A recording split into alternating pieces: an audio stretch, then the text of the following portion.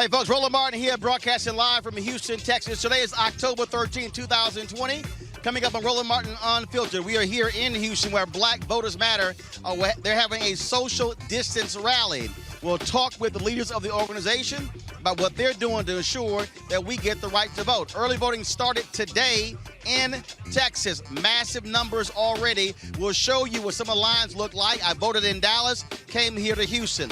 Also, the federal courts have ruled against those who sued the state when it came to the mail drop boxes. We'll tell you what 3 Trump appointees ruled. Also, we see Georgia, major voting happening in Georgia, in Wisconsin. Significant issues happening all across the country. Speaking of voting, power line was cut in Virginia today on the last day of voter registration. We'll be joined by Lieutenant Governor Justin Fairfax. Folks, we got a jam-packed show. It's time to bring the funk. I'm Roland Martin Unfiltered. Let's go.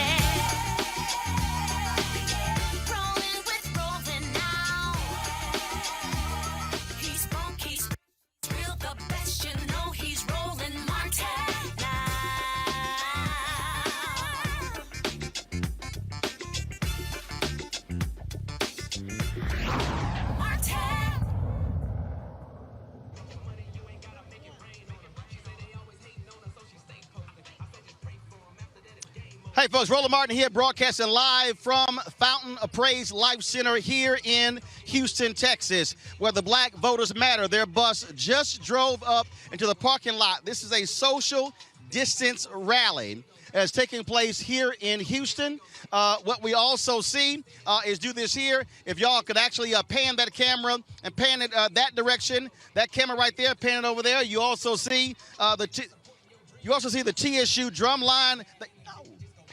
You also the TSU drum line.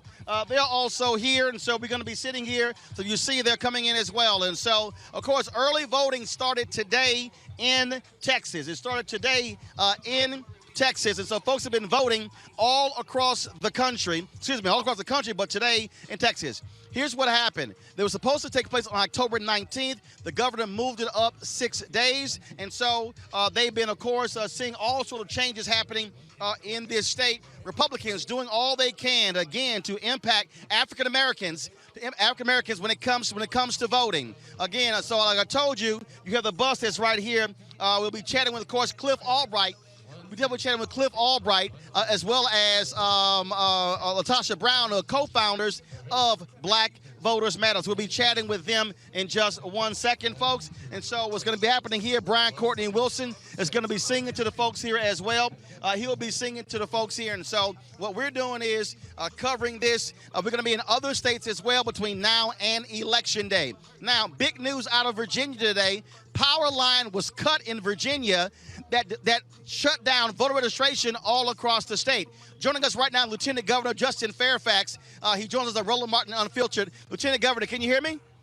I can hear you, Roland. Thanks so much for having me on. All right. So exactly what happened today in Virginia? Roland, today, as you mentioned, we had a line that was cut that cut off access to our voter registration online services for voters all around the Commonwealth of Virginia. And so when I saw that this morning, I was the first one in the state to call for us to have an extension of the voter registration deadline, which is today, October the 13th, because we don't want any voters to lose out on their opportunity to cast their vote, to have their voices heard.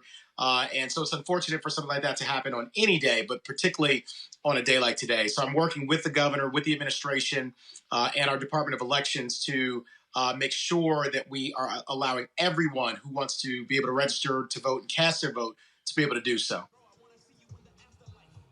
And so one of the things we're dealing with here, we talk about going on, folks are saying You accidentally cut the power on the last day of voter registration, saying, and the people were suspect in Louisiana when they had the first day of National Voter Registration Day. All of a sudden, the website went down.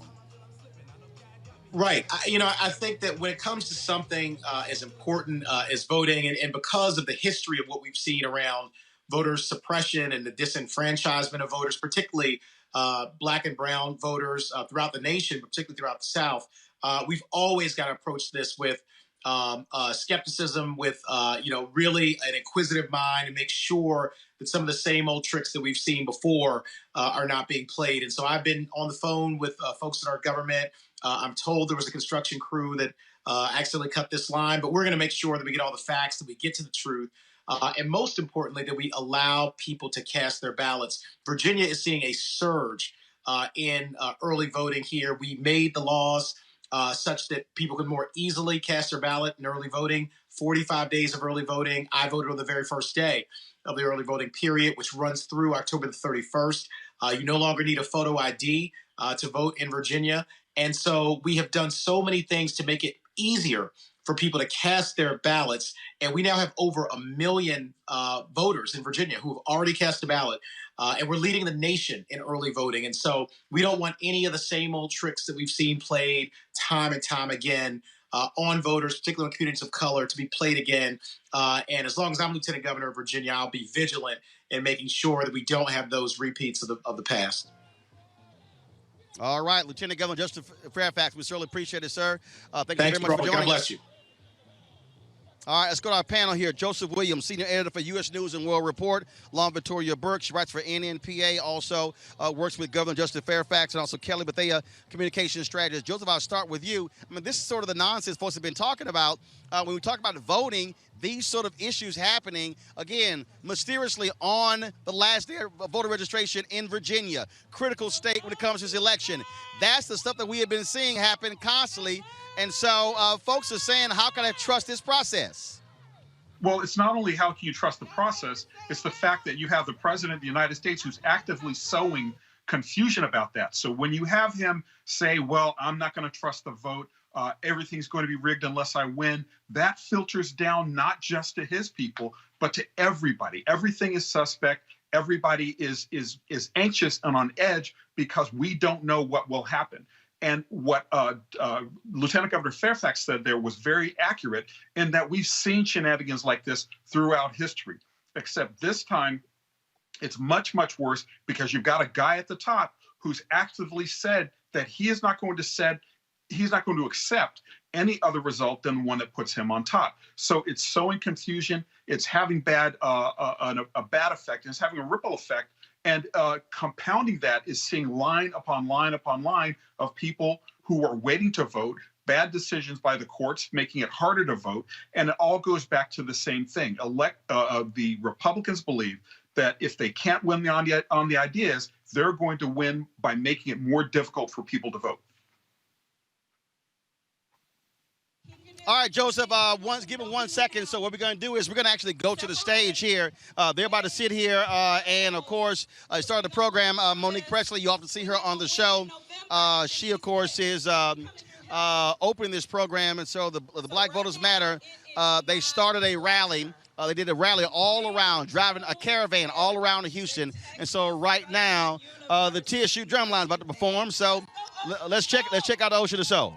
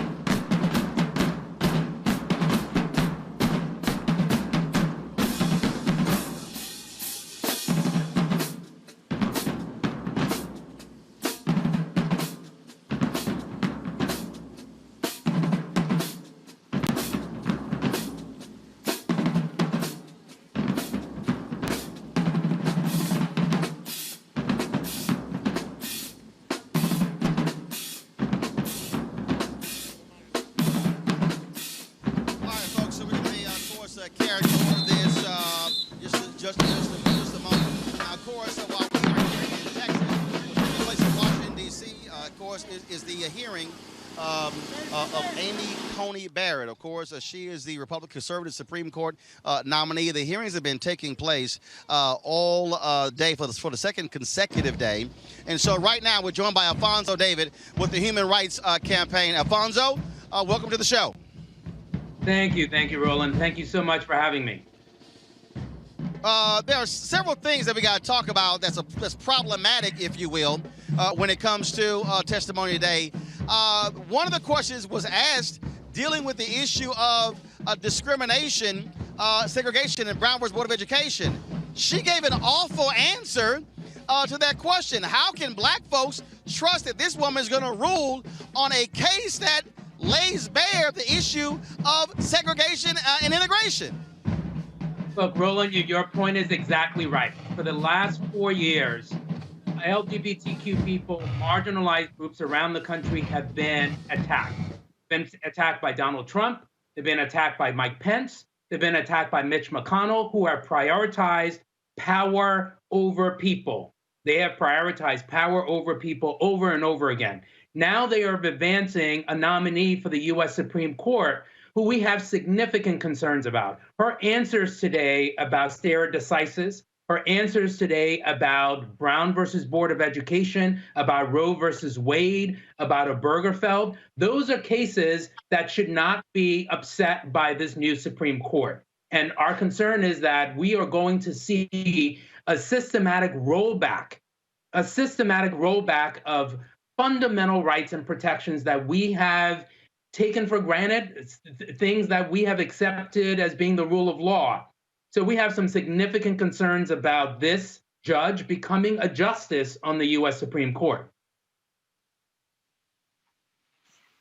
Well, not only that, Senator Dianne Feinstein asked her a series of questions as it related to the issue of Roe v. Wade, and she said, well, I can't speak in hypotheticals, but she signed a newspaper ad where she said, essentially, get rid of Roe v. Wade. Why are we even having these ridiculous conversations? We know exactly what her view is on this issue. Amy Coney Barrett has gave us a roadmap. As a law professor, as a judge, she has expressed skepticism about a woman's right to choose. She has expressed skepticism about marriage equality. She has sidestep questions about preserving LGBTQ protections. And you're exactly right. And another example, in today's hearing, she wrongfully reduced sexual orientation to being a preference. That was a deliberate word selection that she used as a dog whistle to signal someone's sexual orientation. We knew this would be the case with her. Judge Barrett has worked alongside and has been a paid speaker for Alliance Defending Freedom. That is a group that has called for the sterilization of transgender people. That is a group that has called for the criminalization of same-sex relationships throughout this country and abroad. And again, this is not just about LGBTQ rights issues. This is about women's rights. This is about rights for racial minorities. This is for the rights of all marginalized communities around the country. And that is why we should all be deeply concerned that as opposed to focusing on COVID relief, the Senate is trying to jam through a nominee with 21 days before the election. People are already voting. More than 10 million people have casted their votes for this election. And as opposed to focusing on a pandemic that we're all confronting, instead, they're focused on jamming through a nominee that is going to essentially strip away at fundamental protections that marginalized communities have had. All right, Alfonso David with HRC. We certainly appreciate you joining us on Roland Martin Unfiltered, sir. Thanks a lot. Thank you for having me. All right, let's go back to my panel here. I'll tell you, Lauren. I mean, we can sit here and we can go on and on and on. Look, it's clear why she was chosen. And so this whole deal of, okay, I need to examine the case, talk to my colleagues, stuff along those lines. But that question, when it comes to the issue of segregation, give me a break. If you're black, you better be concerned about voting rights, things along those lines. That was what jumped out at me with her answer on that question. Yeah, I think, thank heaven for small favors. I think she did confirm that Brown v. Board was super precedent, but of course would not say that Roe v. Wade was a super precedent. I'm not sure why we're surprised. She is who she is. Obviously, she's a mentee of Antonin Scalia. The Republicans know how to play the game of power. They pick somebody who is basically the mini-me of Antonin Scalia. The Democrats figured out a way to not have two Supreme Court picks, and we find ourselves 21 days before the election basically having somebody who's exactly like Antonin Scalia about to be picked for the court. So we do go through this kabuki dance of the hearings, which we always do, of the conversation back and forth, but everybody understands that basically what we're doing here is we are reaffirming what we already know. She's an extremely conservative jurist. She will, in fact, I think, try to rule in a way that destroys the Affordable Care Act, and she will be an extremely conservative justice. So the idea that it should be surprising on any level at this point, I think the big thing for them that they've always wanted to get after the Federalist Society and all these other groups, of course, is Roe v. Wade, and I suspect that the minute she takes the bench, that's the case that they'll try to put forward. Kelly, look, the whole thing here, Kelly, let's just be real clear. When we begin to look at this decision, there's a reason why conservatives want to push this on. There's never been a Supreme Court hearing and a confirmation this close to an election. It is abundantly clear what her job is going to be. I mean, that's not something that needs to be up for debate, right? The whole reason that she has been chosen is because, like everyone has been saying on this panel, is that she's basically a mini Scalia. And I think that a lot of people, even the people who are trying to push this nomination through, are going to be in for a shock when she actually gets on the bench. Because if you know, excuse me, if you know anything about Scalia's jurisprudence and how he viewed the law, he was a strict fundamentalist. And it's ironic that a white woman would be following the footsteps of a man who is that strict when it comes to how the Constitution is to be followed and obeyed, in that the Constitution was written for rich white men. That doesn't apply to her at all in any category except white. So for me, it's going to be very interesting once she gets up there and to say and purport that she is Scalia's protege. If she's really his protege, she's going to have to actually go against her own interest on this bench. Beyond Roe v. Wade, beyond Voting Rights Act, beyond any LGBTQ plus issues, she's going to be literally going against herself. So it's going to be frustrating on many fronts how she is going to be on this court and how this court is going to lean even further right than I think even the conservatives in Congress imagine it to be. Well, again, it's been quite interesting in terms of watching this, and then listen to Republicans, Joseph, sit here and talk about, oh, what is hypocritical and all this. We believe it's about the Constitution, and Senator Mike Lee, holding up his little pocket Constitution. I'm like, come on, man, give me a break. Well, if we're going to be real here, and I encourage that we are, it is about projection. This is nothing more than a sham. We all know it. The problem here is that they're trying to make it so that it's not a PR problem for them. And let's face it. I mean, if this thing goes through like it looks like it's gonna, it's likely that they will lose seats and possibly lose the majority. So they're willing to sacrifice that level of power for this thing that they've wanted for 40 years. And it's so close within their grasp, not even COVID's going to stop them. They're going to crawl over broken glass. They'll crawl over hot coals if they have to get that sixth vote on the Supreme Court.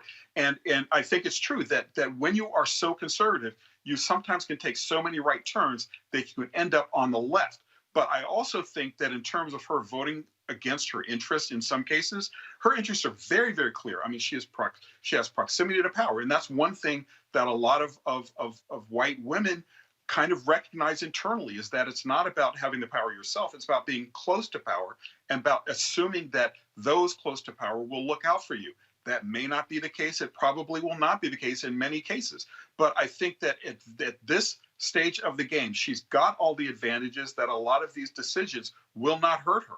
I mean, she's probably not going to have to face an abortion. Perhaps her children will. And even if they do, they are the exception because they are among the white elite. So if they need an abortion, they're certainly going to be able to get one. Her black children, I mean, they're going to face some problems too. But again, they are part of an elite white family, and a lot of those problems will be papered over by the fact that they're conservative, they have money, and she has reputation and standing. So already a lot of the problems that her black children would be facing just disappear. So I think in terms of her having to make decisions that will go against her interests, I mean, her interests are very, very clear, and her interests are quite narrow. It doesn't extend very far beyond her family. Well, look, look, we know she's going to get confirmed. That's going to happen. She's going to get confirmed.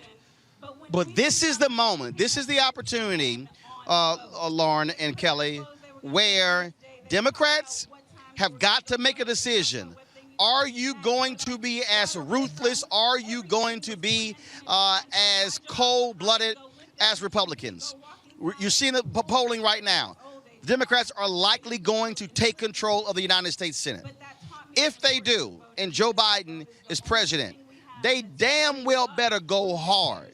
And I'm talking about, fine, y'all confirmed judges with 51 votes. We're doing the same thing. All of those votes that passed in the House, bring those bills up again, pass those bills in the Senate. That's what needs to happen. We're going to talk about that in just a second. But right now, we're going to go back to the stage here where Brian Courtney Wilson is about to bless the crowd right here.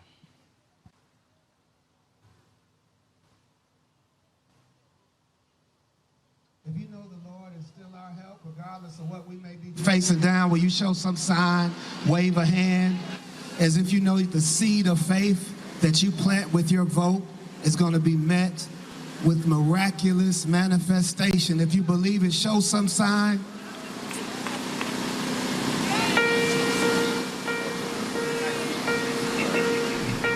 You met me deep in my despair to show me you would never leave me there.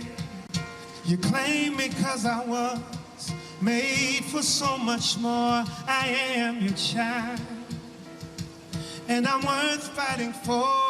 Though heavy with the weight of my mistakes, you carried me and refused to let me sink under the pressure. You meant for me to soar. I am your child, and I'm worth fighting for. Eyes haven't seen, ears haven't heard all you have planned for me. And nothing can separate me from your love when there's so much more still worth fighting for. Now I'm moving by faith and not by sight towards victory. By the power of your might, you're straightening out my path and opening every door. I am your child, oh God, and I'm worth fighting for. I know all you have planned for me, and nothing, no nothing can separate me from your love, God. When there's still worth fighting for. Eyes haven't seen, ears haven't heard all you have planned for me, and nothing, no nothing separates me from your love. When there's so much more still worth fighting for, and that's why I'm pressing towards the mark, because the calling on my life is worth fighting for, and I keep my mind stayed on my King, because the peace it brings is worth fighting for. And I'll be faithful for my wife and children, because my family, yes, it's worth. Know this world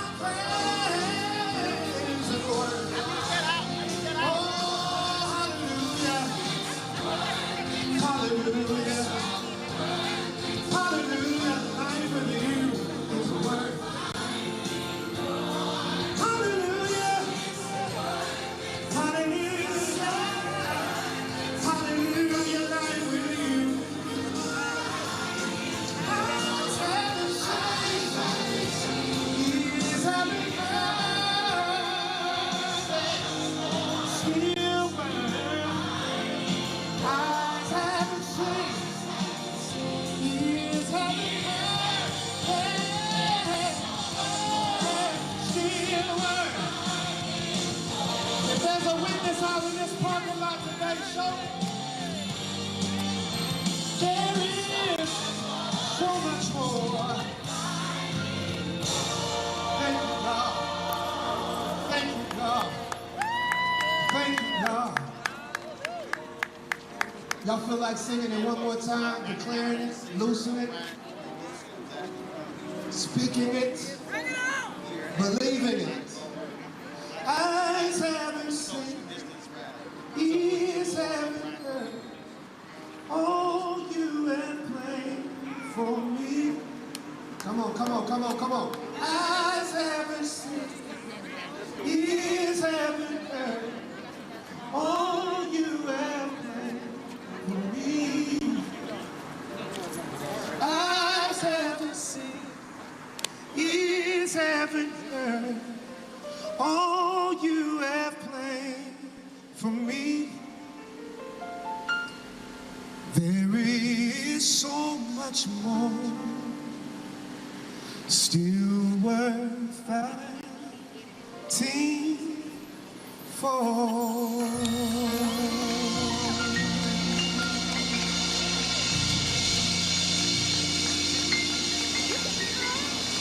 Do y'all mind if I stay here for a minute?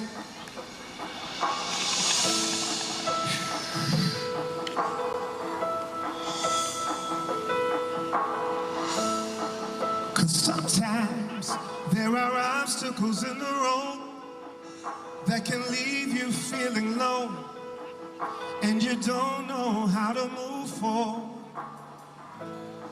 And sometimes there are turns you want to take, but the way gets hard to trace. Now you're wondering, how did you get here? But don't you give up until you see how God is ordering your steps so you can walk into your season. He that has begun a great work in you is faithful to perform it. God is faithful to perform it. He that has begun a great work in you is faithful to perform it. Our God is faithful. If you know it's true, shout, yes, Lord, for me. I declare you will know the favor of the Lord and receive a harvest for your seed. And in due time, God will blow your mind with what he planted inside of you to bless the world as it blooms. He that has begun a great work in you is faithful to perform it. God is faithful to perform it. Oh, he that has begun a great work in you is faithful to perform it. God is faithful to perform it. So if you ever get discouraged, speak to yourself and say, God is doing a great work. He's doing a great work. He's doing a great work in me. God is doing a great work. He's doing a great work. He's doing a great work in me. God is doing a... I have a question for you.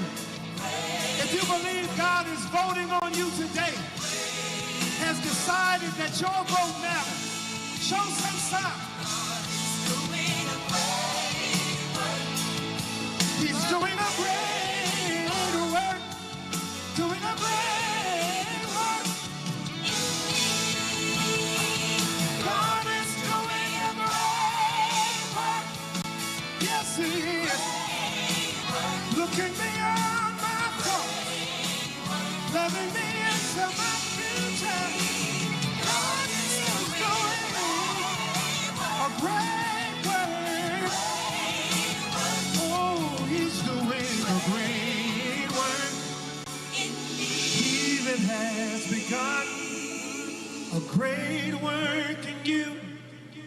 is faithful to perform.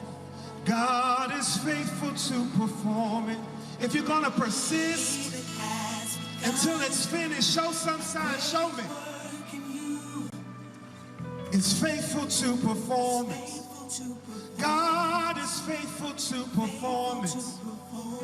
Yesterday, today, and forevermore, we serve a finisher who's mighty to save, mighty in battle. Great is his faithfulness. Great is his faithfulness.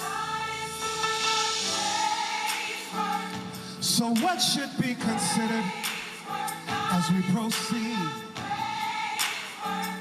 That this work did not begin with you. Our mothers' mothers and fathers' fathers planted seeds when we were but the faint notion of a dream in their mind. They hope for a harvest, a legacy, a great work. So may your next step forward help us to connect the dots and see this picture of greatness. In fact, I hear God say that you are his workmanship, his masterpiece, created for such a time as this, for great works, a great work. So don't be great. Don't get discouraged.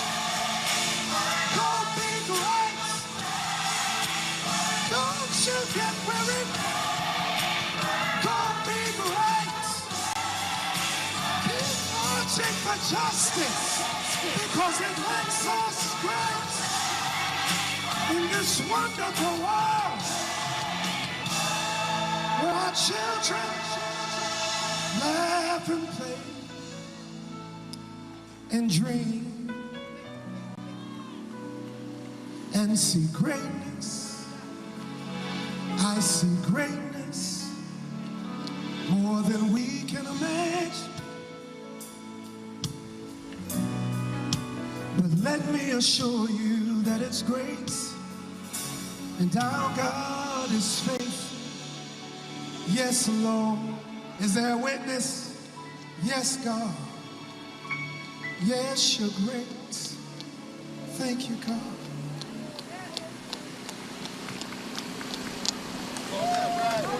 Y'all give it up for Brian Courtney Wilson.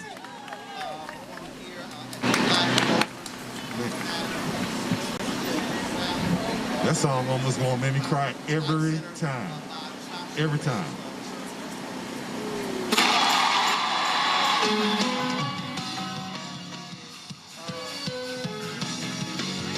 The matter Latasha Brown and Cliff Albright going to be speaking to the folks as well, and so we'll be carrying that in just a second. There are a number of things that are going to be also happening all throughout the week. They're going to be here in Texas all week long, actually going to different places. The way they did earlier, they actually had a car caravan that traveled to different early voting locations all across the city. In fact, folks, earlier today, I was in Dallas, and of course, there for early voting that was taking place there. I voted. You see me wearing my sticker right now, and so this is a shot here.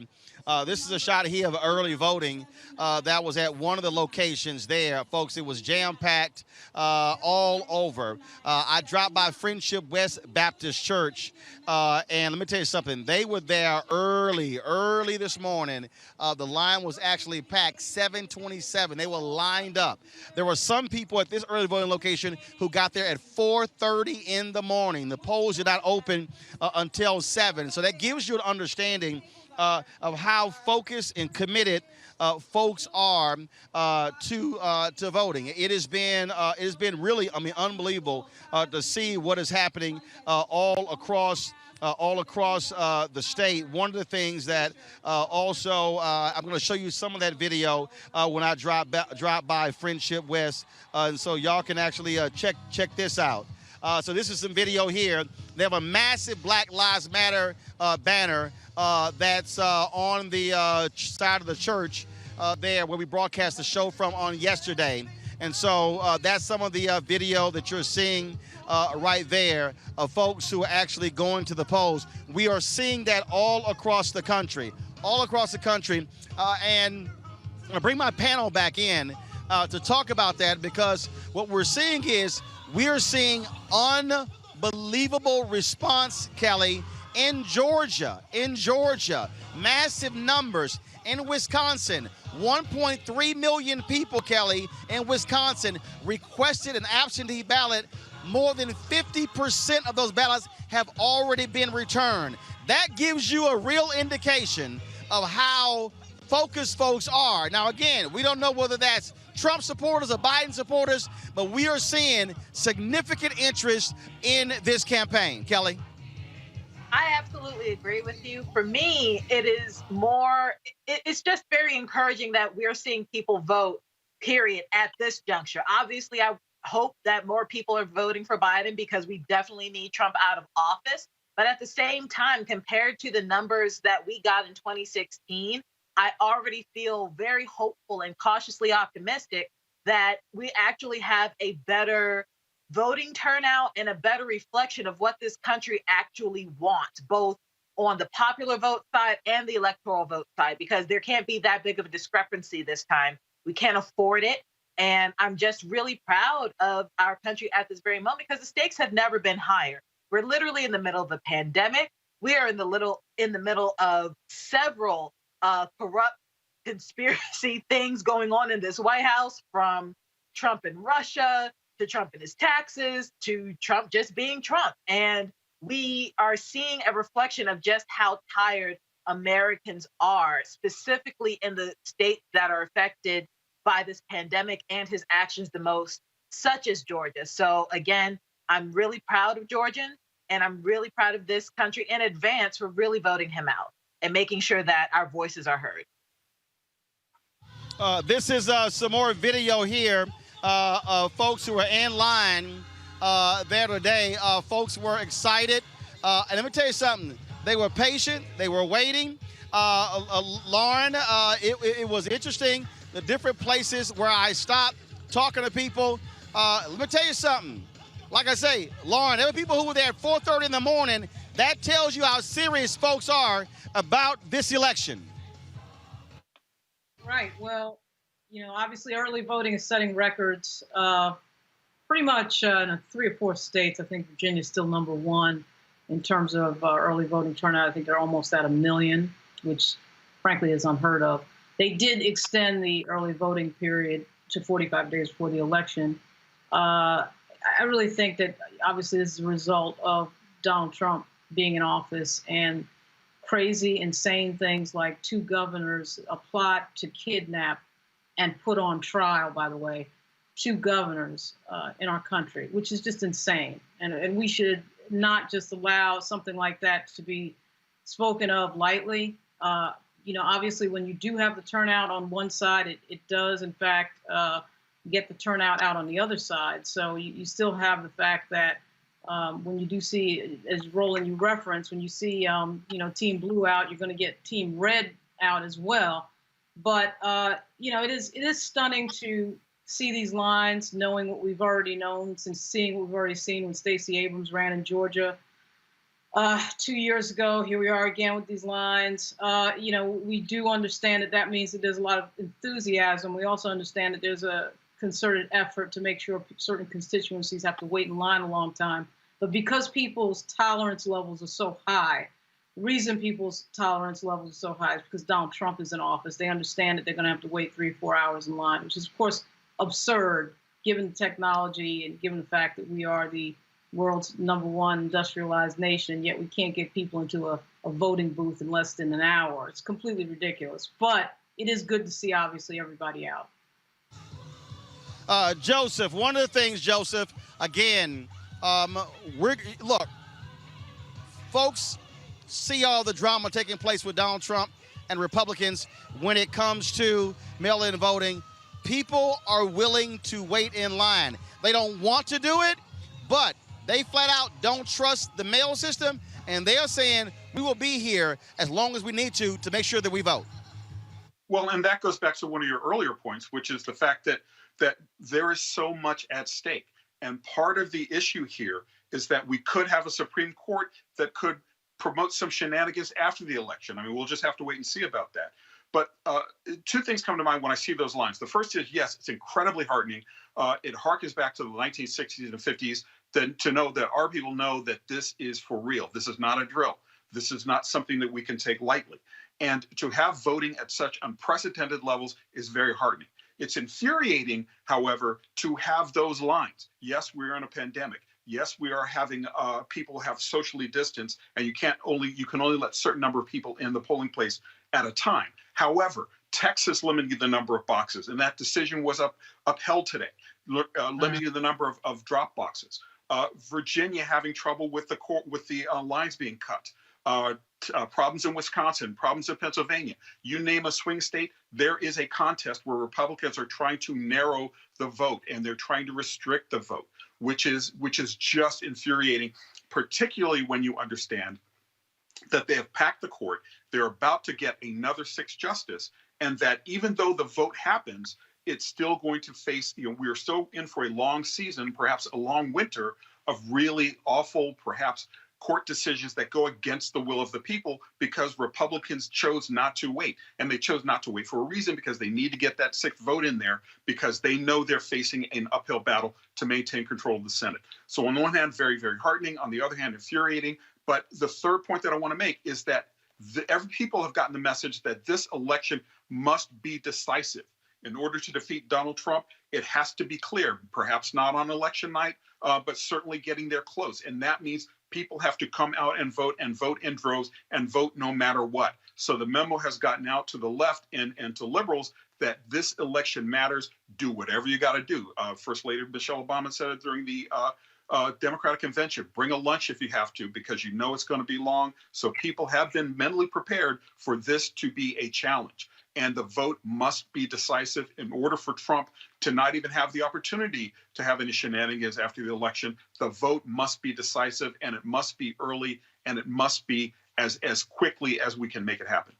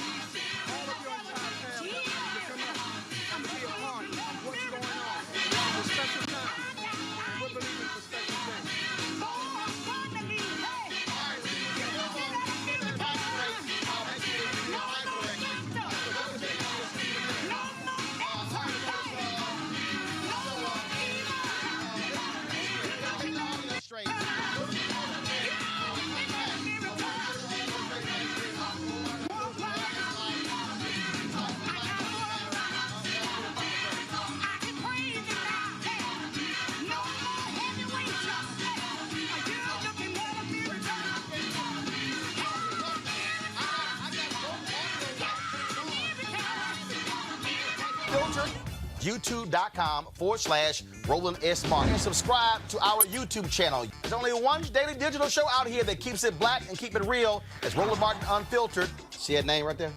Roland Martin Unfiltered. Like, share, and subscribe to our YouTube channel. That's youtube.com/Roland S. Martin. And don't forget to turn on your notifications so when we go live, you'll know it. You go to prison at 19. Sentenced for how long? 15 years.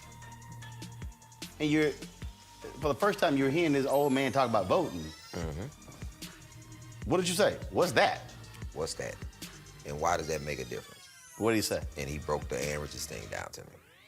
About they gonna be stealing money. He said, and his thing was about people getting out. He said, man, a lot of people gonna be here that's not gonna get out because Bush is gonna come in and he gonna set off all these people's sentences just to show that he's tough on crime to get favor with whoever put him in office.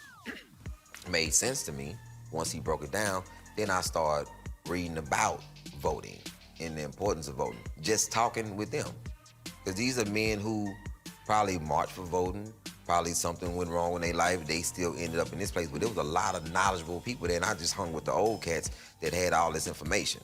Hey, man, when you get out, this is what needs to happen. This is what's not in the community. This is the reason why you're here. You know what I'm saying? You don't see it like this, you know? And I'm like, man, wow. That was deep what you just said. And I'm still young and wild in there. And I didn't understand that these old cats, because I was one of the only young people that was still listening. Like, you can still talk to me. I was still, what you saying? I wasn't at this point where what you said didn't have no weight to me. Like, I wasn't a lost cause.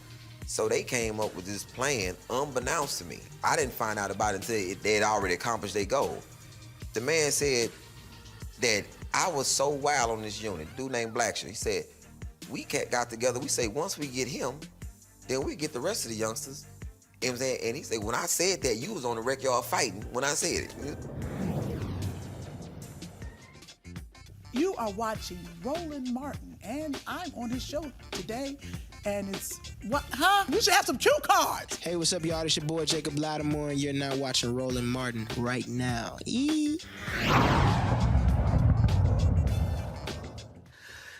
I don't care who you are or where you work. Get your ass out and vote. This ain't the election to sit home and lurk. Get your ass out and vote. Get your ass out and vote. Get your ass out and vote. Get your ass out and vote. Get your ass out and vote. Get your ass out and vote. Might want to vote, Jaron. In these streets.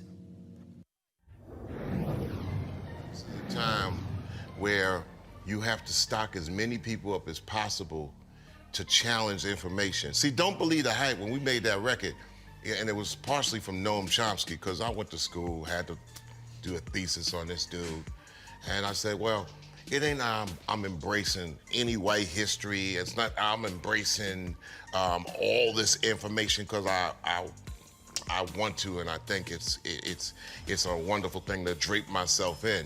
You gotta stock information to challenge information, and the information sometimes we call it BS. If you don't know nothing, how you gonna challenge something that's coming at you? Right.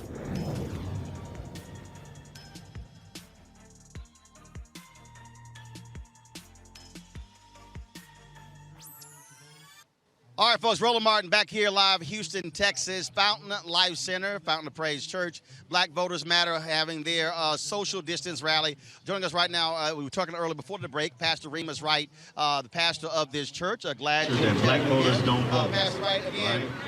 Why So was it important for you to have this voter in this suppression parking lot? simply tells us that our vote does matter. Roland, thank you, man. But it's important because we want to get all of the people in this city to come out to vote. The most important thing right now is to recognize that this is an unprecedented time of the year. This election is probably going to be the most important election of the next 20 years. And so we want to encourage everybody to come out to be a part of it. As a matter of fact, I'm asking all of my nephews, all of my nieces, all of my cousins, all of my family members to come out to be a part. We need each and every one of you to come out and be a part. One of the things you mentioned your nephews and others. I just got an opportunity to talk to this person yesterday. Thank you for energy and commitment to this community. Why should From brothers Lewiston Society for Change, the power of their Mr. vote? Carl Sisters Davis, and he has some special guests with him that he'll Talk tell to you the about. brothers about why they need to be involved in this election. Brothers need to be involved because we recognize what happened to black men in exponential rates. I mean, you know, when you think about the various crimes that are occurring, when you think about the systemic racism, when you think about the brothers that are dealing with police brutality and various police issues, it's time for us to make sure that we can make our vote count. So we want to encourage all of them to come out and be a part of this. Good to see you, my man. Man, it's great to see you too. How's mom and dad? They're good. They were working the polls today, so, Good deal. I voted where they were working the polls. So. I'm going to be doing the same thing. All I'm right. going to be doing the same All thing, right, man. Bless you, I brother. appreciate it, man. Thanks a lot. All right, Rollins. Again, we are focused on this very issue.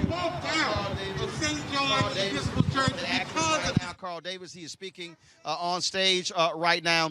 But in a second, the folks with Black Voters Matter, Cliff Albright, Latasha Brown, they're going to be speaking in just a second. We'll be chatting with them. I want to talk about this story here that's out of Virginia. Portsmouth, Virginia, I don't know what the hell is going on there. People are losing their mind. A judge has dropped a case against the vice mayor, Lisa Lucas-Burke, after she was charged with violating the city charter in August. A resident of Portsmouth, Thomas Dubois, filed 2 Class 3 misdemeanor charges against her.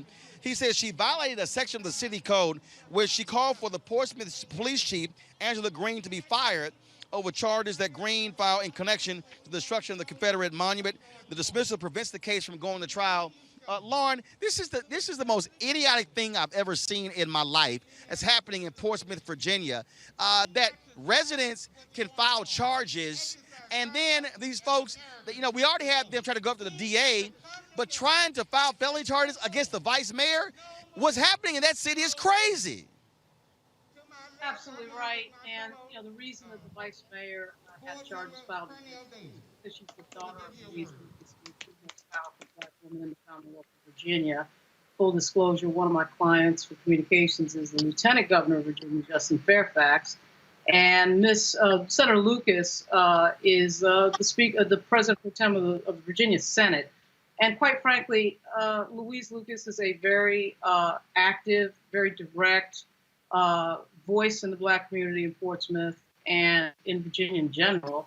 And the people down there know it. They're aware of that. They're aware that her voice is strong. They're aware that she has power. And they went after her and her daughter very deliberately. They used their office to go after them. I mean, it was just right there in broad daylight. On the very day that Senator Lucas was arriving in Richmond to work on a special session on justice reform, they hit her with a felony for a monument coming out of Portsmouth that she wasn't even at when the monument came down. It was completely absurd. It was completely, out of nowhere. And then suddenly, by some amazing coincidence, her daughter, who is the vice mayor in Portsmouth, is hit with a felony as well. I mean, you can't make it up. It is a throwback to the Old South. It is Bull Connor. It is absolutely out of order. And so, of course, this stuff got thrown out. But the fact that they were so brazen as to do it in the first place, it really is straight out of what Donald Trump was talking about with regard to using the Justice Department against Hillary Clinton. I mean, it was the exact same thing. He wants to use the levers of power that he has to go after his political enemies. That's exactly what they were doing. But Lauren, I want to bring in Kelly here. Kelly, also, though, this is what you also see what happens when cities begin to shift power away from white rule to black rule. No, absolutely. I'm not surprised at the antics in Virginia. People, at least in the DMV area, kind of think of Virginia as a whole as this very liberal state and forget that it was the capital of the Confederacy. It has deep roots in racism and white supremacy and bigotry. And Portsmouth is just like a small microcosm of an example as to exactly how deep-rooted this goes. So I'm not surprised at the antics of these people, but it does need to stop. And I don't know what steps and measures need to be taken in order for it to stop, but definitely if a vote is needed, this would now be the time. I'll tell you, Joseph, it's unbelievable to see how this thing is playing out. And so this is why also judges matter. And so you can elect black folks. In the case of Portsmouth, black district attorney, black vice mayor, other African Americans, but you still see how people want to use the legal system to put black political power in check. Well, and it's white entitlement that's doing that. It's clear. And so the judges do matter. They're the ones who get the last word, who get the final say. So that's why it's very concerning and why it's very important to vote in local elections. Yes, a lot of judges are appointed by the federal government. Those are federal judges. But local judges, in many jurisdictions, they are elected officials. And if they aren't elected officials, they tend to be appointed by elected officials. So they have an inordinate amount of power, and people need to use their power of the vote to make sure that power keeps in check. Portsmouth, again, a capital of comparison. My parents lived in the city next door in Chesapeake. We used to call it Chesabama because it was a rural place, a lot of peanut fields, and a lot of people who had the rural sensibility that black people aren't necessarily welcome in this parts of the country. So it's very not surprising at all, rather, I should say, that they went to war, or that some white person felt entitled to check black political power over a Confederate monument, something we've seen all over 2019 and again in 2020, and we probably haven't seen the end of it, particularly in Virginia, where there are more Confederate monuments, it seems, than there are cities. I want to also tell y'all about a story here in Galveston County, first of all, which is south of Houston. Texas voters there received mail-in ballots that left off some of the races. The ballot is missing 5 county-wide judges, including county sheriff and 2 district judgeships. Most are black districts. Teresa Hudson, a black woman running for judge in one of the races, was left off of the ballot. She's challenging incumbent Republican Judge Jared Robinson for the bench of Galveston County's 405th District Court. We'll certainly update you on this when it becomes available. I'm just trying to understand how you leave folk off the ballot. That actually makes no sense to me. No sense whatsoever. We're gonna go to the stage here in a second, where Cliff and Natasha are gonna be speaking as well. We're gonna do that, but I'm just trying to understand, Joseph. Again, you got ballots. How you leave folk off the ballot? Two reasons: intentional, which is bad enough. Which is very bad, I should say, and sloppy, which is almost as bad as intentional. You have people who aren't paying attention, who may not necessarily this might not be their person. It's inexcusable in the long run, and in the short run, it's more of these election shenanigans that we've seen when Republican goes against Democrat, and the Democrat or the Republican has the upper hand and wants to try to consolidate and hold on to power. I'm not surprised. I am disappointed that we're seeing this. It's probably not the last time. Well, I'll tell you, it's absolutely crazy what's happening here. All right, folks, here's what's going to happen. We're going to go to a quick break. We'll be back on Roland Martin Unfiltered. Again, we come back. We're going to hear from the co-founders of Black Voters Matter. We're also going to be talking in about 10 minutes with Senator Amy Klobuchar, who asking some tough questions of Amy Coney Barrett in today's Supreme Court hearing. We'll be back on Roland Martin Unfiltered in just a moment. This is Judge Mathis. What's going on, everybody? It's your boy Mac Wiles, and you are watching Roland Martin Unfiltered.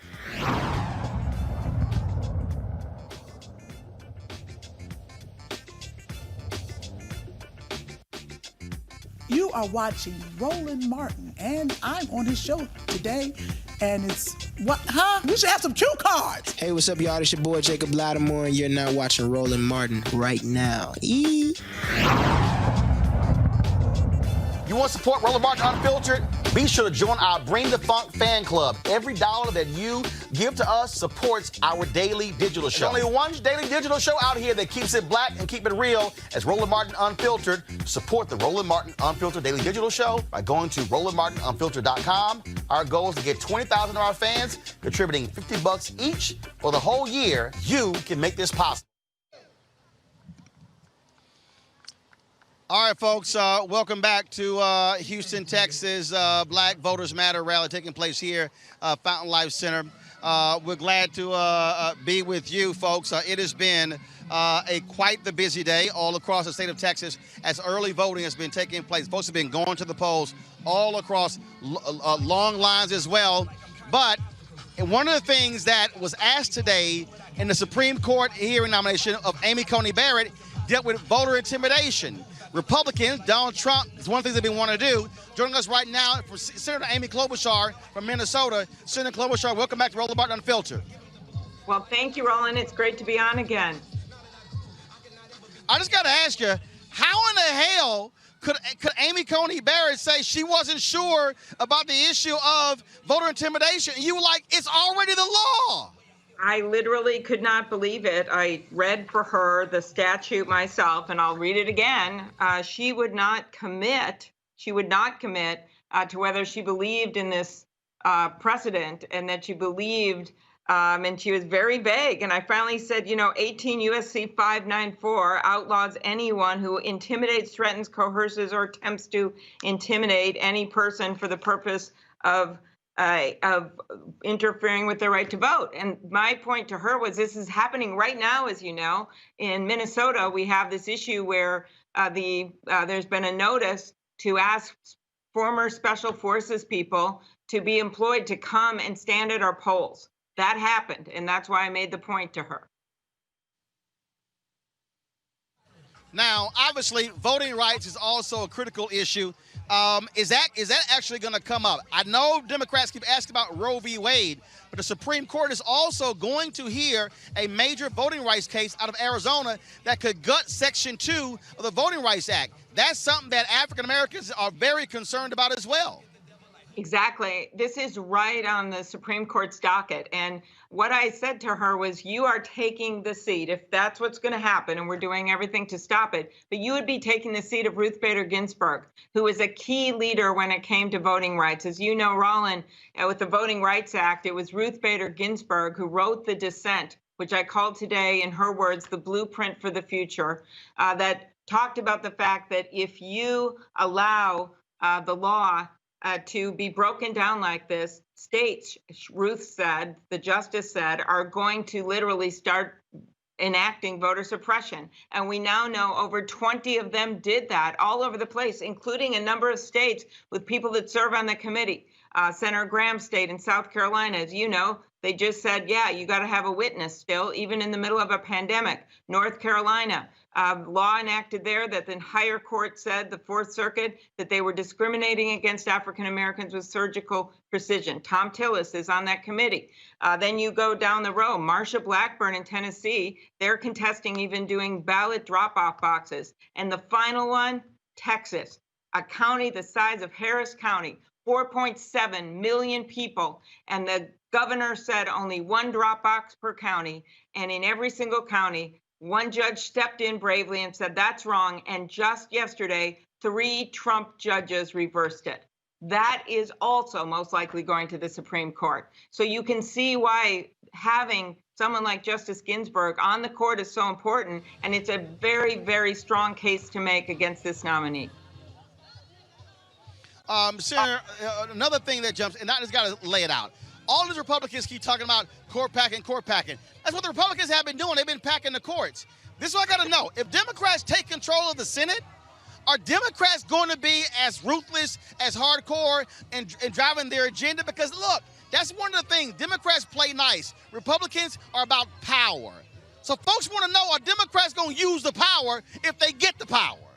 Roland, number one thing we're doing right now is trying to win this election. And you know what's happening. You know the numbers with Jamie Harrison in South Carolina, how well he's doing, how well we're doing in states all over the place. That is my focus. And then we will look at all reforms. Of course, I've always said that. I said that when I was running for president. But the number one thing right now, the focus is to win this election. And who is packing the court right now? And I think this gets lost. The Republicans are. They're the ones that have reversed the precedent that they set themselves, that in an election year, that the person who wins the election, the president, the new president, should be able to pick the nominee. They are the ones that are packing the court right now with their disrespect for their own president, as well as precedent, as well as the clear violation of the rule set by Abraham Lincoln, a man of honor, who the last time we had a justice die this close to an election, he said, we wait till after the election. All right, Senator, we got a surprise here. Cliff Albright and LaTosha Brown, they're the co-founders of Black Voters Matter. We're here at their rally here in Houston, and so they were going to come on next. And so, look, they all about voting, so they got a question for you. So, Cliff, go ahead. What's your question? Yeah, hey there, Senator. We're all about voting, but we're also all about power. And so our question is, why is it that the Democrats in the Senate won't use everything at their disposal, all the power at their disposal, to use every parliamentary procedure they can in order to stop this nomination? Well, I think you see us being aggressive, and you see what we've done today and what I did in my examination of this judge. I really pushed on the issues of voting and made it very clear. And actually, as Roland pointed out at the beginning, she wouldn't even agree that voter intimidation was against the law. So that's the case that we're making. And my case is made to the American people to vote. And I know that's what we share that's what you're doing right now. And I said earlier, we will try everything we can, and we have limited tools. We're doing everything we can. But the key is to make the case to the American people to vote. That is going to make the biggest difference, as well as calling these Republican senators, many of them up in tough races right now, who they're hearing from their constituents that they don't want a judge like this on there who's going to throw out the Affordable Care Act. When you look at her record, every sign, as I said today, every track leads to her voting against the Affordable Care Act. Those are, when you look at how she criticized the decision upholding Obamacare, when you look at everything she's done, that's where you get headed with this judge. And so I think it's our job to make that case, and that's what we've been doing instead of just business as usual at these hearings. All right, Senator Amy Klobuchar, we certainly appreciate you joining us on Roland Martin Unfiltered. Thanks a bunch. It's great to be on. Thank you. Thank you very much. All right, folks, I'm going to chat now with Cliff and LaTosha. Cliff and LaTosha, first of all, glad to be with y'all. Y'all been traveling all around the country. This is the latest time. Tell us where y'all been. What are you hearing? What are you seeing? Where have we not been? We have been on the road for, I think it's 17 days now, 17 days, going on 18. We will hit 15 states at the end. I think we've already been to 8 states. We've been to Ohio, South Carolina, North Carolina, Georgia, Pennsylvania, Michigan, and now we're here in the great state of Texas, and we're headed to Louisiana and Alabama this weekend. So we're going to keep going. We're going and we're in these streets because our people are here. We care about them. We're spreading love and building power. And what we're hearing on the ground, and I think it's really important for us to put pressure on elected officials, the level of voter suppression. And it happens in many ways. We're seeing lines. We just got a phone call today that even in Georgia, there are lines that people are waiting in Atlanta for 8 hours to vote. We're looking in right now as we stand in Texas, instead of expanding access, what we know is a federal judge late last night decided there would only be one drop-off point. Why in the middle of because of the governor, what the governor pushed? What we are seeing is Republicans all across this country try to prevent black voters from voting in this election cycle. They are pulling out all of the stops to suppress the vote. And we're saying this not in a space around being partisan. We're saying it because we're going to speak truth to power. And that is what is happening all across the board. We're seeing the governors, we're seeing Secretary of States, we're seeing all kinds of elements to suppress the black vote. But don't worry about it. We coming, and we coming hard. First of all, we certainly appreciate y'all coming and coming hard as well. And so, Cliff, speaking of that, there are people out there who say, all right, you know what? Does my vote really matter? You've got people, folks I know in Alabama, y'all going there this weekend. They say, well, look, this is a Republican state, so it doesn't matter. I keep arguing it definitely doesn't matter if you never use it. This before, right? Our whole story is about this. You know, they said that about us 3 years ago in that Alabama Senate race with Doug Jones and Roy Moore, and they said that, you know, he didn't have a chance. They said black folks wouldn't come out. It was a special election. It was a runoff. It was December, and it's too cold. It's too cold for black folks to come out. It's snowing, and black folks ain't going to vote in the snow. Black folks came out and showed out and made history and sent Roy Moore on home, him and his horse, sent them both home. And so we've done this over and over before. We've been doing it since then. Black folks have been showing out and making a difference in critical races all across this country, and we believe it's going to happen right now, and we believe it's going to happen right here in the state of Texas. We think people are sleeping on Texas, but we think that Texas can shock the world, and we think that Houston has the ability to help this state to shock the world and shock the rest of the country. And so we've seen it before, and we're seeing record numbers, right? Even with all the voter suppression that Latasha talked about in Georgia, we saw 120,000 votes yesterday on Georgia's first day of early voting. I think we might be able to top that here in Texas today. So we'll see what the numbers are like. But at the end of the day, you can't stop the rain. And no matter what the voter suppression is, we're going to come out in record numbers and shock the country. That's right. Well, first of all, let's be clear. Georgia is small compared to Texas. So let's just be real clear about that. Let's not be confused about that. But one of the things, Latasha, as you were talking about, again, what people are having to deal with. There were a lot of people who were going to do mail-in voting, but then they said, you know what, I'm not trusting this particular process. Now what we're seeing folks say, okay, fine, y'all going to make us stand in line? We're going to wear the mask. We're going to have the distance. We're going to have our hand sanitizer. They are sending a signal to the folks who have put barriers into place that our ancestors didn't take it, and we're not going to take it now. You know what, Roland, is so interesting. My grandmother used to say, what the devil meant for harm, God will use for your good. So what is ultimately happening, what we're seeing that is ultimately happening is that fundamentally that there are all of these efforts of voter suppression. We see it. We know it. If it looks like a duck, quacks like a duck, walk like a duck, it's a duck. Right? If it looks like voter suppression, feels like voter suppression, anything that's preventing us to try to get to the polls, we see it, we know it, and we know what to do about it. And what we're seeing, which makes me so happy, is that we're seeing our people come out in record numbers.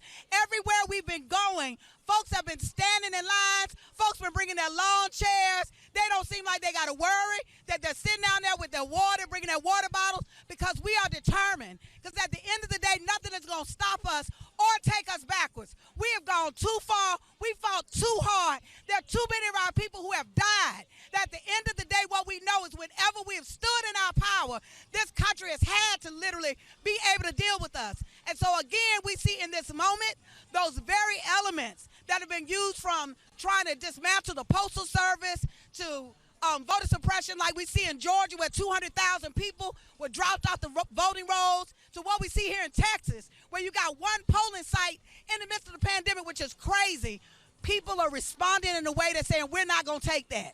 Ain't nothing going to turn us around. And so what we're really happy about and what we're hearing on the ground, people are determined. We stopped at a place today and folks are running up to us asking us for a T-shirt or bracelet saying that they voted, showing us their voting sticker, because there's something about fundamentally we know what time it is. We know what time it is.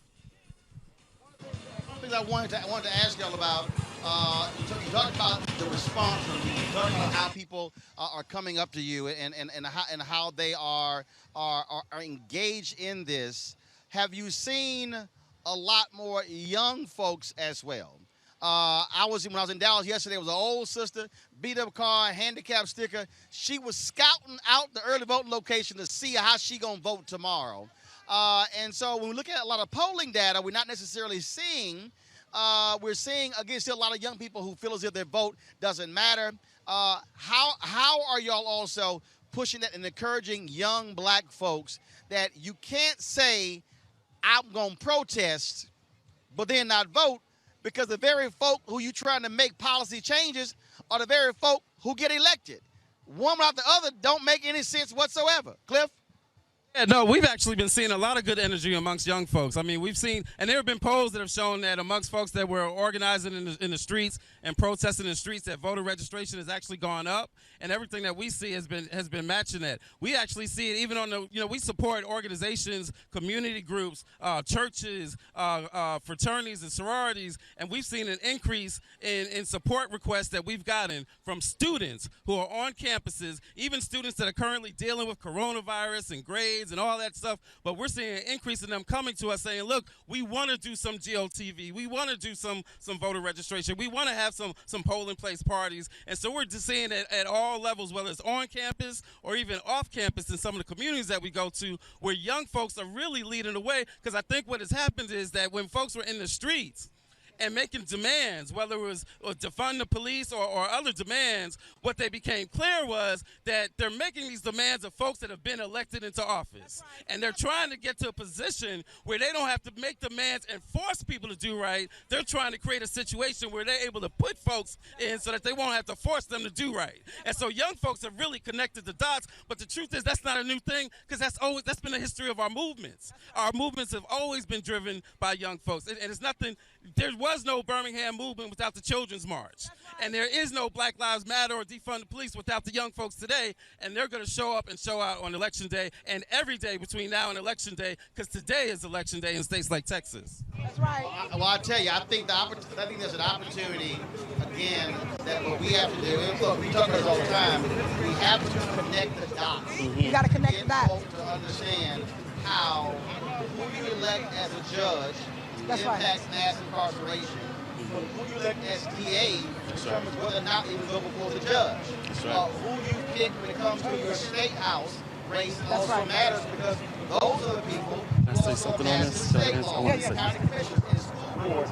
And so I think if there's one thing that has to happen, is there has to be a massive civics education in not just our community, but across this country. Because a lot of folks really have no idea about basic fundamental civics and politics. The truth is, if we think about all the attention that's been paid all the past 6 years, since Trayvon, since Mike Brown, right? We didn't even have, think about the language, progressive prosecutor. That phrase didn't even exist 6 years ago. That's something that Black Lives Matter and predominantly young folks created. That's something that folks in Ferguson created, which has led to folks like a Kim Gardner, right, or some of these other progressive prosecutors. The attention that we pay now, like you said, on DA's races and sheriff's races and judges' races, those were races that we weren't really thinking about 6 years ago, 8 years ago, 10 years ago. We were focused on mayors and city council and maybe, Senate and president. But there's a whole area of work today, electoral work, that is a direct descendant of the work of Black Lives Matter and the work in the streets. And we're going to see the same thing happening with the current iteration of Black Lives Matter and the defund movement and the protests that have taken place over this historic past spring and summer.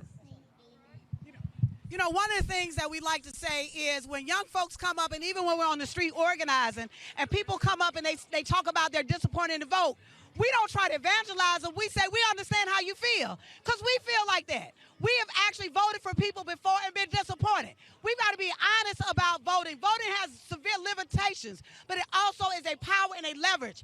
And when you are a people and a community in struggle, you cannot afford to leave any power on the table. And so part of our work is doing twofold. Is one, getting people to vote, because mighty rivers are filled drop by drop, right? And so we've got to hold folks accountable in the now, right? We've got to move people in position in the now and move people out of position in the now. But while we're doing that, we also have to radically reimagine every single system in this country. There were folks that were talking about defund the police. Why y'all saying that? Well, we're looking at San Francisco. We've seen major cities already start that process. And so black folks have always been pioneers on literally pushing this system to live up what it says it's supposed to be. We've got to continue to do that. And so we got to see voting as one tool. So what we do when we meet with young folk and people on the street that said that they're not interested in voting, we ask them, what is it you care about? I've never met a single person on the street that did not care about something. That's why we don't say people are apathetic. And when we connect with them with what they care about, we listen to them. And we listen to them, we ask them, what is it you want to see? And normally what we can do is make the connection to what it is they care about, what they want to see in voting. That's when I've seen the light bulb go off, because it becomes real to them. And in those moments, we're telling them, we're having an authentic conversation about what voting is. It is not the panacea to all our problems, but it's darn sure a big old stick that, like, we can back some folks up, and we can also put some people in office that will look out for our interests. And so as we're doing this work, we're building power, and voting is one tool of building power. But I don't know about anybody else. The biggest piece is, if any decision is going to be made about LaTosha Brown, I need to be a part of that decision-making process. And so there are folks that are making decisions every single day about our lives. There's a man in the White House that don't even care about his own health. How are you going to look out for our health? Right, there's a man in the White House right now that don't even have enough sense to really be able to recognize what is happening in this country. And so our people are who are vulnerable right now. And so we've got to look out, not just this is beyond the candidates, this isn't about the political parties for us. Quite frankly, this isn't about the candidates. This is about us. That fundamentally, we have to use every single tool at our disposal to make sure that we're building power and reducing the harm happening in our community. And the truth of the matter is facts, that voting is one of those tools. All right, they would give me the rap signal, but I wasn't going to stop Natasha. So, Cliff and Natasha, I appreciate all the work that y'all do. I think they want y'all on stage, and so I appreciate it. Thank you so very much. All right, folks, again, we are out here in Houston, Fountain Life Center, Fountain of Praise Church for the Black Voters Matter, doing what they do, and we certainly appreciate all the work that they do. Final thoughts from Kelly and Lauren. Kelly, you go first. I'm just proud of everything that's happening in regards to this movement, how even though the media says otherwise, I see young people out on the street. I see them garnering attention to get the vote out. I see them dropping their ballots off early. So I think that we will be pleasantly surprised come November if everything goes well.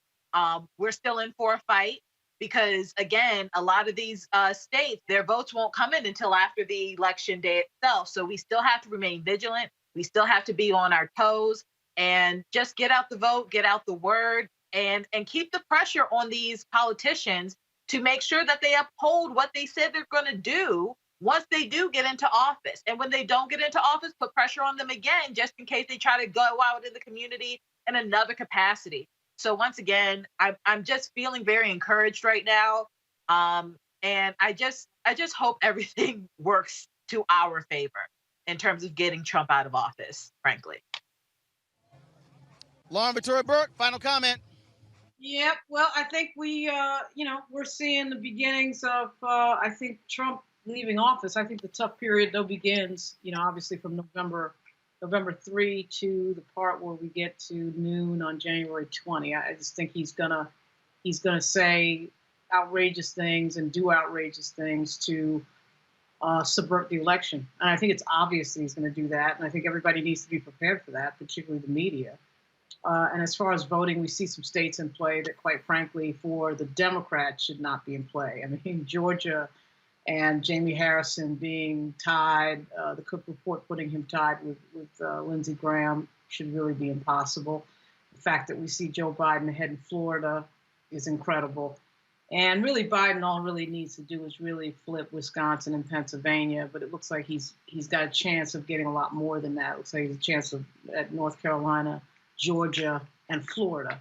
And if that's the case, he might have a shot at 400 electoral votes. So obviously this turnout, what we know historically is that high turnout favors the Democratic Party. So when we see this type of people in lines for hours, that certainly looks good for the Democrats. But, the problem is we have an unprecedented situation with a crazy man in the White House. And we're going to have to deal, I think, with a lot of unexpected things that we've never dealt with before, or really since the 1800s, in terms of what he might do to use that power against the system. All right, Kelly, Lauren, we certainly appreciate it. Thank you so very much. All right, folks, there were a lot of anti-Trump ads that are constantly being dropped every day. Let's roll them. You want to support Roland Martin Unfiltered? Be sure to join our Bring the Funk fan club. Every dollar that you give to us supports our daily digital show. There's only one daily digital show out here that keeps it black and keep it real as Roland Martin Unfiltered. Support the Roland Martin Unfiltered daily digital show by going to RolandMartinUnfiltered.com. Our goal is to get 20,000 of our fans contributing $50 each for the whole year. You can make this possible. RolandMartinUnfiltered.com.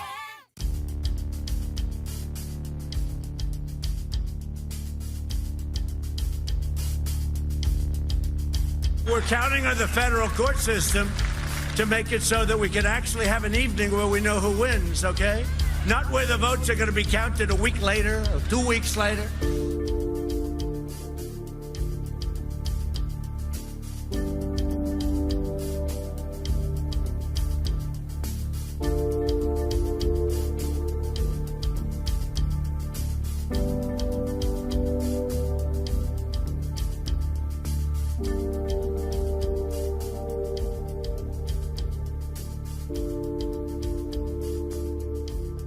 You will determine the outcome of this election. Vote, vote, vote.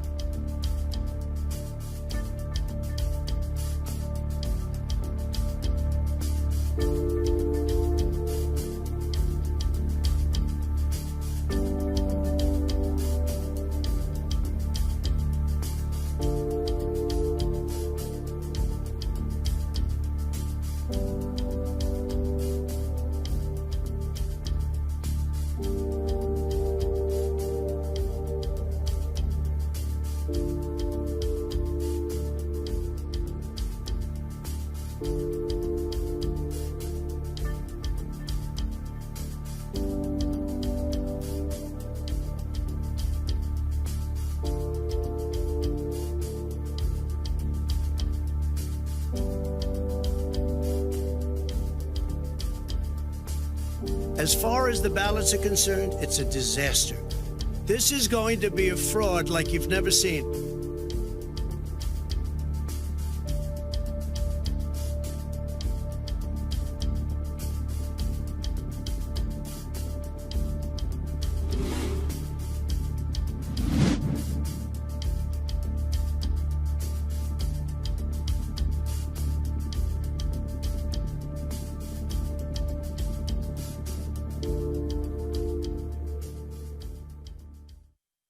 A lot of red flags. Some have been calling him Moscow Mitch. A Russian asset. 2 standalone bills were brought up to try to protect against Russian interference in the 2020 election, and Mitch McConnell blocked them. That is un-American. He is aiding and abetting Vladimir Putin's ongoing attempts to subvert American democracy. Moscow Mitch calls it a hoax. A new bipartisan report from the Senate Intelligence Committee says Russia targeted election systems in all 50 states in 2016, more than previously known. Moscow Mitch said it's a hoax. I have President Putin. He just said it's not Russia. I don't see any reason why it would be. The facts do matter. They attacked our election. The United States remains vulnerable. Moscow Mitch calls it a hoax. All Republicans are all saying Russia is subverting American democracy, and Moscow Mitch won't even let the Senate take a vote on it. The Russians are attacking us, and we must make it stop. Democracy is at stake. Moscow Mitch says it's a hoax.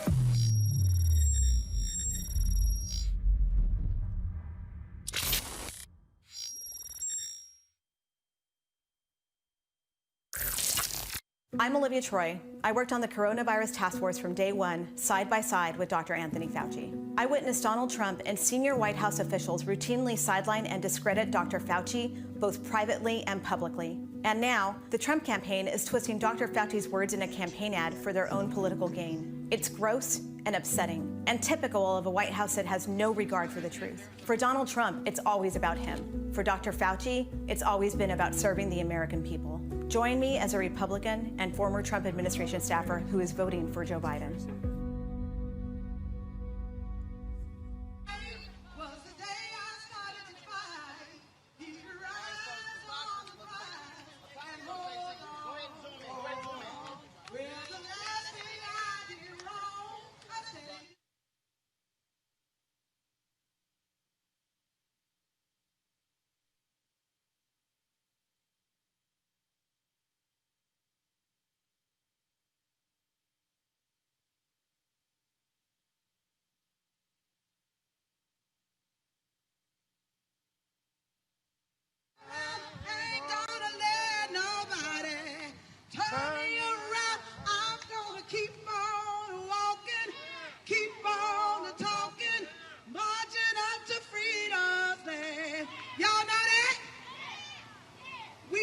because our grandmothers, I know that song because my grandmama Nellie in 1910 in Orva, Alabama used to sing that song. And she used to sing all of those songs, and I didn't know what they meant at the time. But I know what mama meant now. And so I'm singing that because I want us to remind ourselves. Sometimes we think that this is about something other than what it is. We're here today, y'all, because we want to spread love and build power. And I want y'all to do an exercise with me. I do this everywhere I go. Wherever you are, I want you to close your eyes. Now close your eyes. I'm going to ask you a question. Imagine America without racism. And sit with that for a minute. Now open your eyes. Honestly. How many of you all can see something? We got about 3 people. That everywhere I go, y'all, that's the case. That what can we actually bring into being and we haven't seen? There's nothing that can be brought into being and we haven't envisioned it yet. This mask, somebody had to see this mask right in their mind before they created it. If we are to create this nation in a way that it does not have racism, we got to spend some time envisioning what will this nation look like without it. And so what that means is that all of us, each and every one of you, need to start thinking of yourselves as founders of a new America. What would America look like that valued its people? That literally, when we talked about the health of the economy, it was based on how her people were doing, not the stock market. Anybody want to live in America? How many of you all tired of living in America that's putting children in cages because they got a different passport? That's not a God. You know it's not. There are women who literally right now, who are from different countries that came seeking refuge. And they actually had a hysterectomy without a permission, with our tax dollars. We're looking right now where we're talking about a stimulus package, where Trump is talking about the platinum plan. Yet 80% of black businesses did not get a dime in the stimulus package. And they're expecting 50% of black businesses to close. We got to know what time it is, y'all. And so, my people, do not get weary in well-doing, because in due season, you got to know what time it is. Sometimes, and I will say this, sometimes that until the pain of staying the same becomes greater than the pain to change, you won't change. So part of the reason why we uncomfortable, I'm uncomfortable, I can't stand these masks, y'all. I'm wearing them because I have to, but I know they're aggravating. I'm uncomfortable right now. How many of y'all out there are uncomfortable? How many of y'all out there feeling pressure? Well, let me tell y'all something about pressure. Let me tell you how a diamond is made.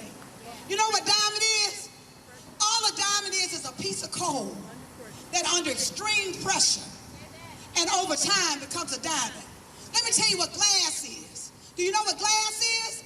All glass is sand that's been compounded that under pressure becomes glass. What does glass and a diamond have in common? They both have clarity. So it's the pressure of this moment that God can give us clarity on where we got to go and what we got to leave behind. And so in doing that, let's take the discomfort of this moment to be different, to show up differently for our communities, that we're talking about voting, but our work doesn't end on November 3rd. That's just the start, y'all. We've got to operate in our power. If y'all see that bus, you would never see that bus without the words love and power, because we fundamentally, everything in our being, believe that we can transform this world. We got the audacity to believe that we can come up against hate, racism, sexism, all of those things, and we can defeat them when we're standing solely in our love and in our power. Amen? You've seen it. Our people are here right now surviving because there were those that loved us and connected to their power. And so we just want you all to know that you're not by yourself, that we came all the way from Atlanta, Georgia, and y'all, That ain't down the street, right? We came all the way to Atlanta, Georgia, because we wanted you all to know we're going all over this country to remind our people that it ain't the federal government that gives you power. It ain't the political parties that give you power. That God in his very creation of you or who you are, right, that you had power. That I was talking to the brother earlier, that David came up against Goliath, and he only had 5 smooth stones. He only had 5. Y'all, at the end of the day, you come from a line of people that whenever we stood in our power, whether government was with us, whether the parties were with us, things had to change, because if you stand in a space of righteousness, if you stand in a space of power, if you stand in a space of love, everything else got to get out the way. Darkness cannot survive if light comes in the room. And so we've got to be a light into the world. We've got to be a light into our people. As you all are talking to folks about voting, don't speak death into folks. Those cousins, those children in your households, those folks who say they don't want to vote because they don't feel powerful. Your job is to remind them that they've got power and they're agents in that process. Thank you, brother. Come on, Cleve. You've got to remind them. You've got to speak life into them. You've got to literally be able to remind folks that our power does not come from this vote. Our vote is us expressing our agency and the power that we already have inside. And so I want y'all to hit next. I'm going to let you all hear from my amazing brother. Let me tell y'all about this brother. Cliff Albright is a co-founder. This is my brother with Black Voters Matter. He keeps things moving, right? Literally, he's the executive director of the organization. And literally all of the, like, we could not be here without him. Like, I so love this brother and the work that he does and the clarity and the courage. It's something about sisters, we know that this is our year. That sisters keep things, but let me tell you something. So Cliff, excuse me, so talk about the role that entertainers are playing in this election. And y'all know the sisters keep you, y'all know the sisters keep you lying. Y'all know the sisters. So give a shout out for the women right now. But in that space, I want y'all to give a warm welcome to my brother, Cliff Albright, co-founder of Black Voters Matter. Thank you. How y'all doing? All right then. Brian, I appreciate it, my brother. Great job. All right. All right. We got it. All right, we're looking for a new project. Some of it out, right? But the truth of the matter is this. We will. Hold on. All right, folks, let's do this here. So we're going to close this thing out here. I want to thank Black Voters Matter for being here. Fountain of Life, glad to be here. Folks, we want you to vote. 21 days until November 3rd, but voting is taking place right now. We're going to be, of course, focusing on this. I'm flying back. I might be in North Carolina Thursday or Friday. Reverend William Barber just send me a text, so we'll see what happens. But right now, folks, we want to thank our panel today, Joseph Williams, Kelly, and Lauren as well. And thank everybody for what they do. And so, again, make sure that you use your power and actually vote in this election, all right? Y'all, please support what we do. Your dollars make it possible for us to travel across the country, do what we're doing right here. And so you can support us, Cash App, $RM Unfiltered, PayPal.me/R Martin Unfiltered, Venmo.com/RM Unfiltered. You can also send a money order to New Vision Media Inc., 1625 K Street Northwest, Suite 400, Washington, D.C., 2006. I want to thank everybody. Again, our goal is to get $20,000 supported by the end of the year, contributing at least $50 each.